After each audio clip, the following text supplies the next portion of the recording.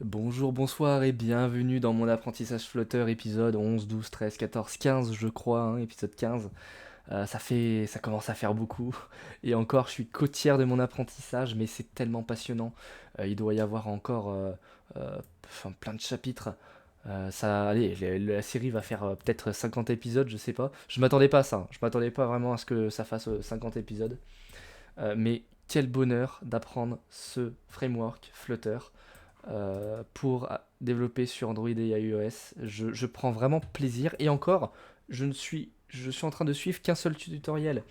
J'ai pas encore fait de projet personnel vraiment à moi avec Flutter.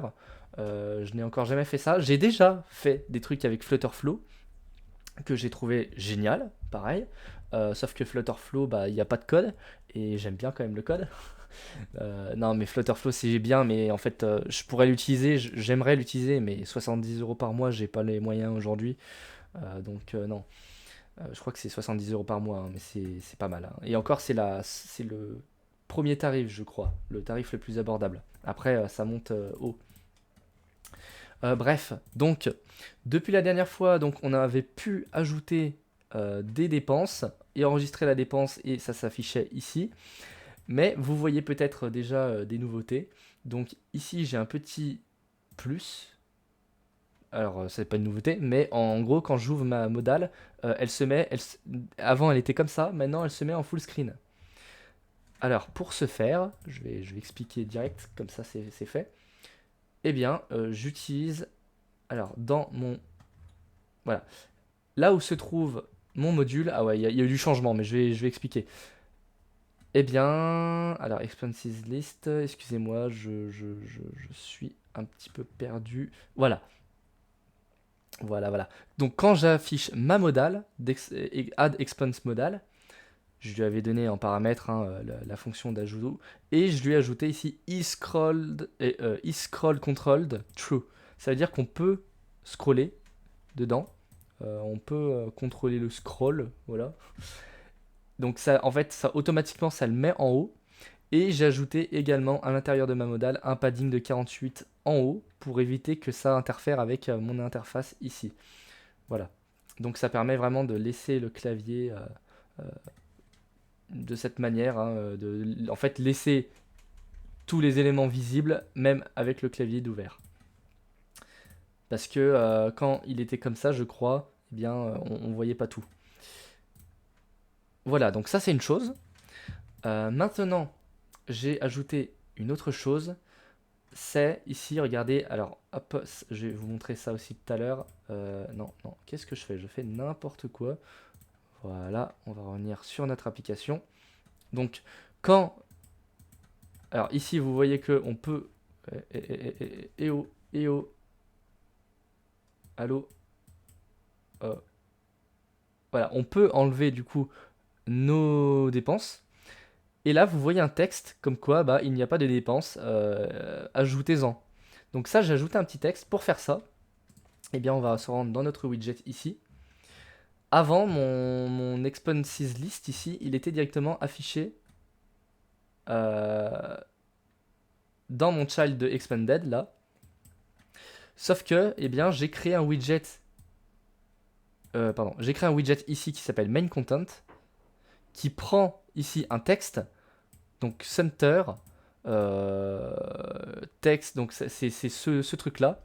Et si la liste de dépenses n'est pas vide, alors on met expenses list, on met le widget qu'on avait avant. Et après, bah, ce main content là, on le place ici. Donc ce qui veut dire que bah, tout simplement, on affiche ce texte si la liste est vide. Voilà. Donc ça c'est une chose. Maintenant, deuxième chose. euh, Donc mon expenses list ici. Au lieu de mettre directement mes items de dépenses, eh bien j'ai ajouté ici ce qu'on appelle dismable. Dismable. Ça permet, regardez, hop, de pouvoir scroll sur le côté et bah plus tard on va peut-être pouvoir ajouter des actions ici, supprimer, éditer, etc. Mais pour l'instant ce qu'on peut faire c'est juste hop, les swiper et hop ça les enlève. Vous voyez? Donc pour cela, alors il y a un concept de clé qui n'est pas encore expliqué dans mon cours que je suis, mais j'ai mis en value key finalement ma dépense en question. Et en enfant, eh bien, je mets mon item, mon widget expense item. Et ici, on dismissed, donc lorsque je swipe, eh bien, j'exécute une fonction qui s'appelle onRemoveExpense, ici, que je récupère dans mes attributs de expenses list, ici. Et donc, dans ma expenses list, ici, hop, j'ai ma fonction removeExpense, que j'ai créée. Voilà, donc j'ai créé ma fonction removeExpense.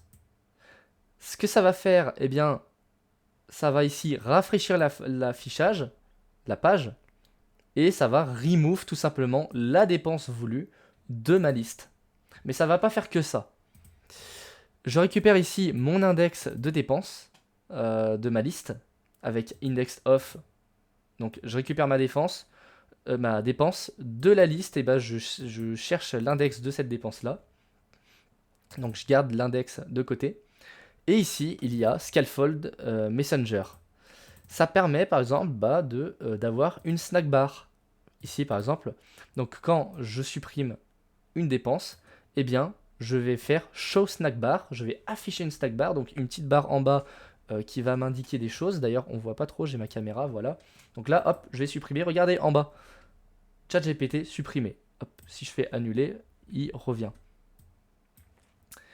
Avec donc comme contenu long titre de dépense supprimé, une duration, donc une durée de 3 secondes. C'est-à-dire que quand je fais ça au bout de 3 secondes, regardez,